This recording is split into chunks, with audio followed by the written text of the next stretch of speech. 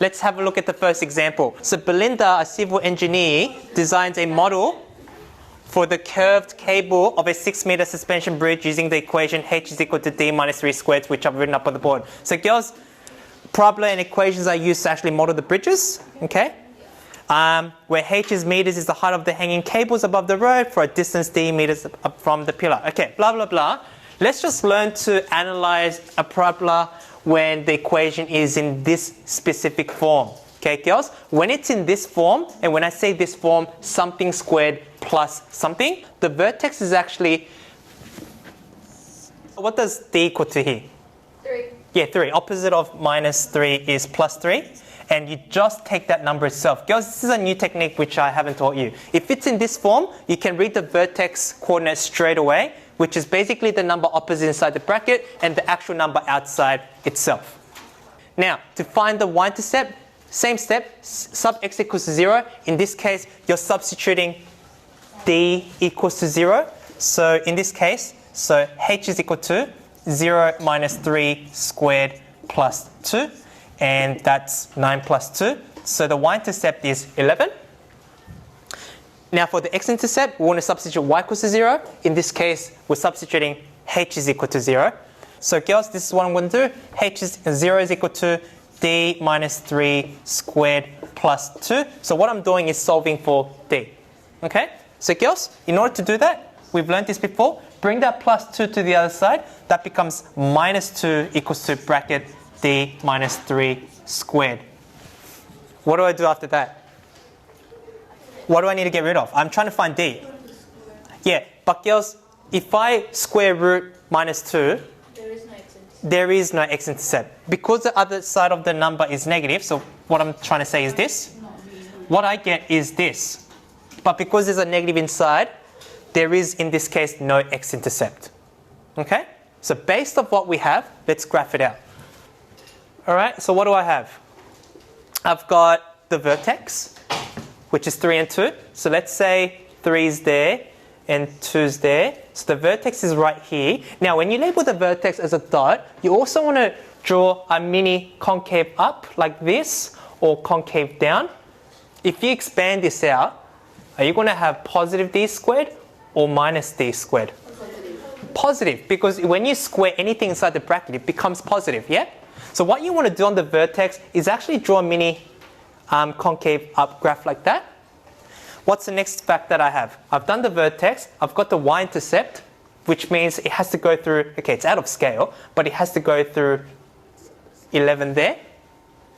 The next one, there is no x-intercept, which means it will never touch that x-axis. So all we have is this graph here. Okay, so that's the graph of the bridge that they've designed from that equation. So using this, girls, let's actually analyze what we've drawn here. Girls, let's actually look at the practicality of this. Girls, listening, we want to start with the third point here, girls. What is the height of the pillars above the road? So girls, what they're saying is, this is the pillar right there. Okay? So think of that as the pillar like you see on a bridge. Yeah, does that make sense? So what's the height of that pillar? 11 meters. Okay, so I'll just write pillar here. So this is how they analyze how high they have to construct the bridge. Girls, what is the minimum height of the cable above the road? The cable is the actual parabola itself. Here? Okay, so the question is, what is the minimum height of the... Girls, this is the road here. Yeah? Yeah, so this is the road.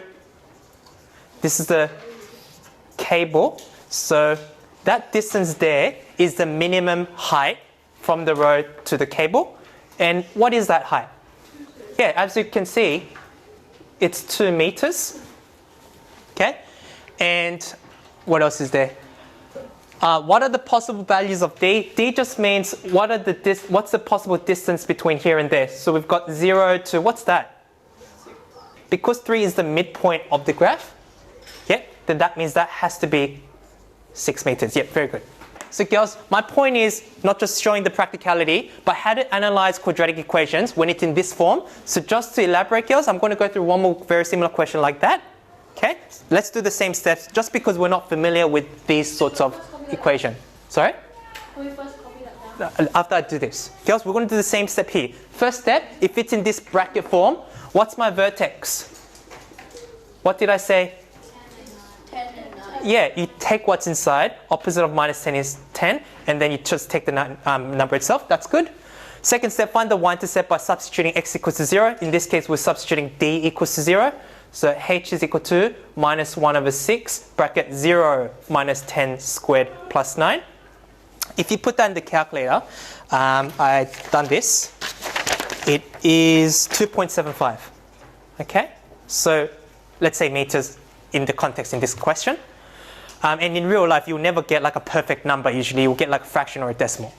Third step, find the x-intercept by substituting y equals to 0. So that means we have to sub 0 there. So 0 is equal to minus 1 over 6, bracket d minus 10 squared plus 9. What did I do in this step? What do I have to do with this plus 9?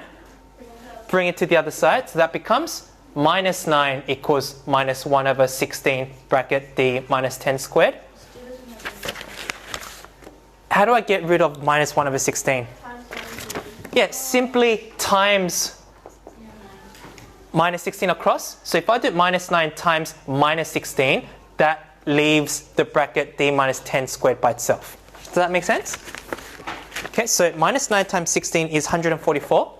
So I'll continue the working out there. 144 equals to bracket d minus 10 squared. My next step, please, get rid of the squared. Square root it, but don't forget the plus or minus. Yep. We're trying to find d here, so what is it now? Bring that minus 10 to the other side, becomes plus 10, or just 10 plus or minus. Now, conveniently, root 144 is 12, so I can just write 12 here. So we got two values. The first one is 10 plus 12, which is 22.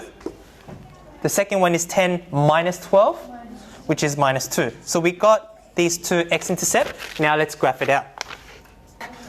So what do we have? The vertex is 10 and 9. So let's say 10's there, and let's say 9's there. Obviously not to scale. So let's say the vertex is there. Is it concave up or down? Down. It's down, because in this question, we have a minus in front of the bracket. Yeah, that's the difference. If there was a minus outside of here, it'll be concave down. So it's going to be concave down. So let's just draw a mini concave down on the dot. Next information I have is the y-intercept is 2.75. So that's like there. Let's say 2.75 is there. 2.75. What else do we have? 22 and minus 2. Plus 22 is there. Let's say it's there. And what's on this side? Minus 2. Girls, my graph is completely out of scale, but it should look like this. So it has to go through this. Hold on. Yep. Do you see that?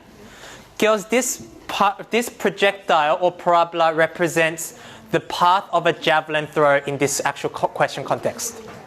Okay? This is the type of question you'll be doing in your exercise. Now, from here, girls, I could ask you, how far did the javelin travel? Where did it land? 22 meters. That's what this represents. All right? All right, thanks, girls.